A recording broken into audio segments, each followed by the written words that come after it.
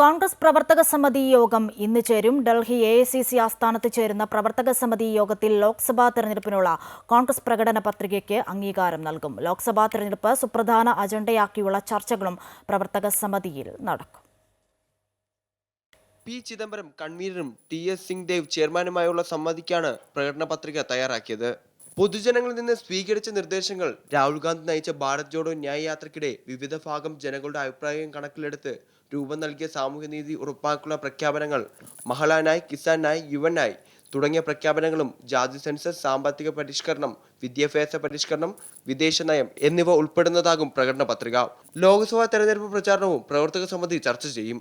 പ്രതിപക്ഷ സഖ്യം ഇന്ത്യയുടെ പ്രവർത്തനങ്ങൾ സംബന്ധിച്ച കാര്യങ്ങൾ പ്രവർത്തക സമിതി വിലയിരുത്തും. പശ്ചിമ ബംഗാളിലെ ഇടത് പാർട്ടികളുമായുള്ള സഖ്യം സംബന്ധിച്ച് ഉടൻ തീരുമാനമുണ്ടാകും. കോൺഗ്രസ് ഇതുവരെ ലോക്സഭാ തെരഞ്ഞെടുപ്പിനുള്ള 82 സ്ഥാനാർത്ഥികളെ മാത്രമാണ് പ്രഖ്യാപിച്ചത്.